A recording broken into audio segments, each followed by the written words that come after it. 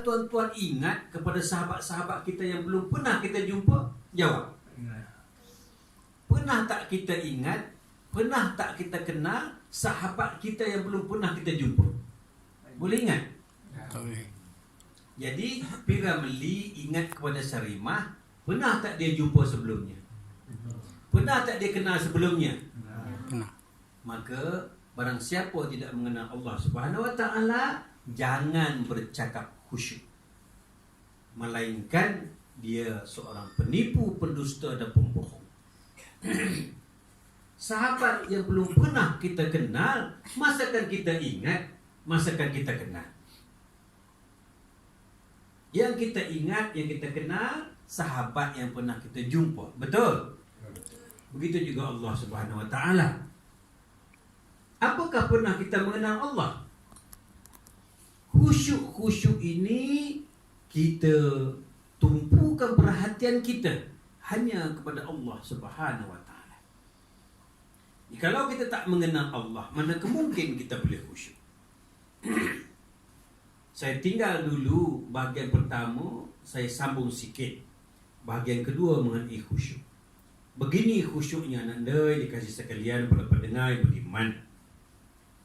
Apabila kita sedang bersolat, datanglah seekor nyamuk menggigit kita. Tetap kita rasa. Imam Syafi'i dibenarkan garu sebanyak 3 kali. Itu mana kita sedar, kita boleh garu. Begitu juga orang bagi salam, boleh tak kita jawab? Allahu Akbar, betul tidak? Boleh. Jadi apa artinya di sini?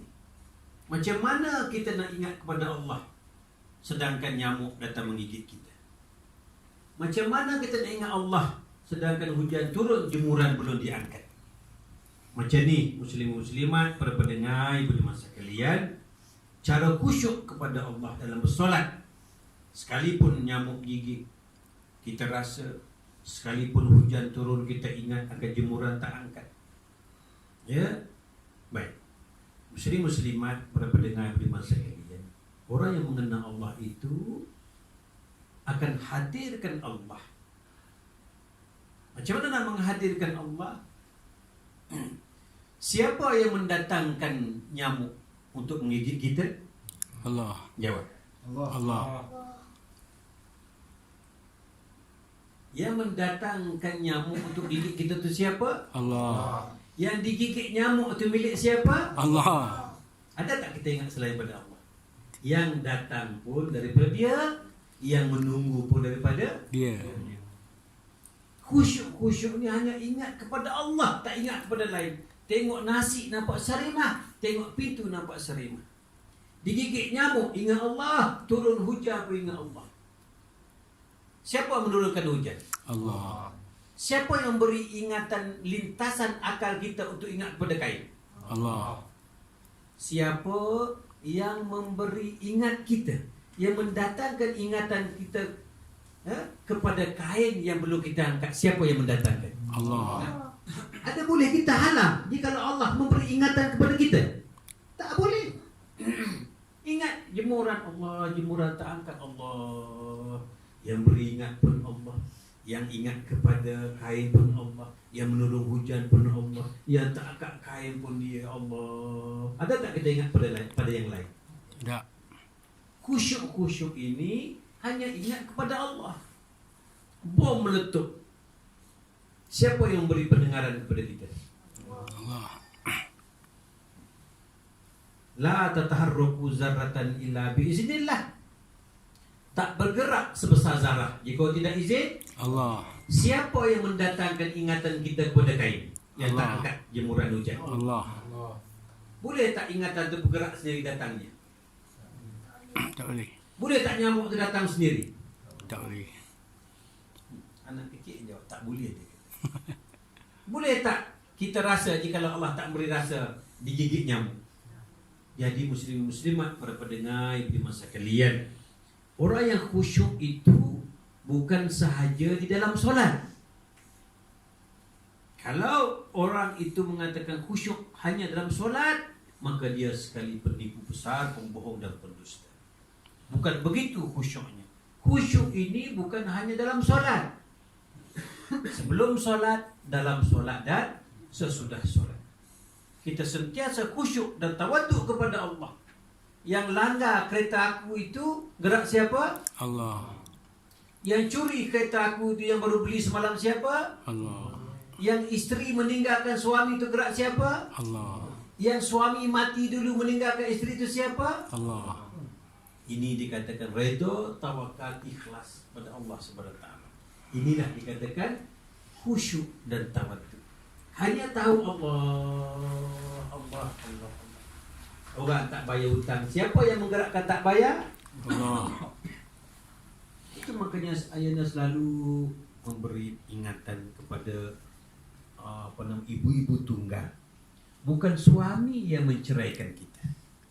Boleh tak mulut suami itu bergerak sendiri?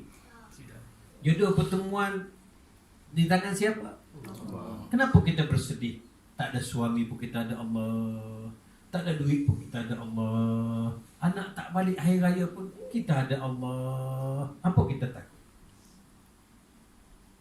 Kita takut kerana kita tidak percaya kepada Allah. Tak yakin kepada Allah. Kenapa? Tak mengenal Allah. Bagi orang yang mengenal Allah, semua ini milik Allah. Nak hilang, hilanglah. Nak tak payah hutang, tak payahlah. Nak sakit, sakitlah.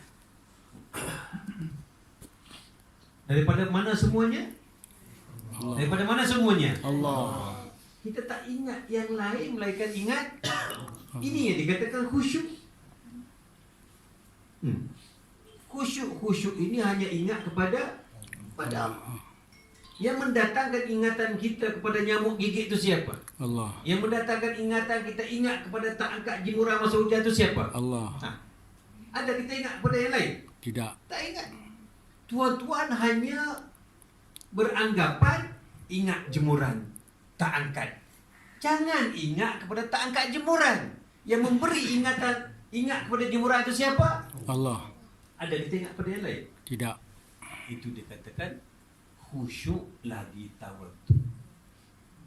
Di dalam solat maupun di luar Solat. sentiasa kita duk nampak Allah aja.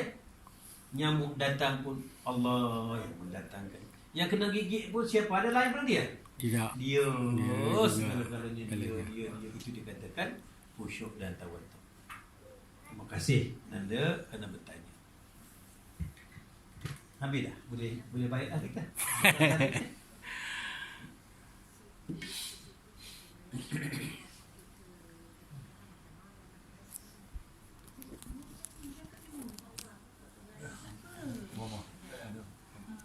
Okey, tutup dulu rakaman ini.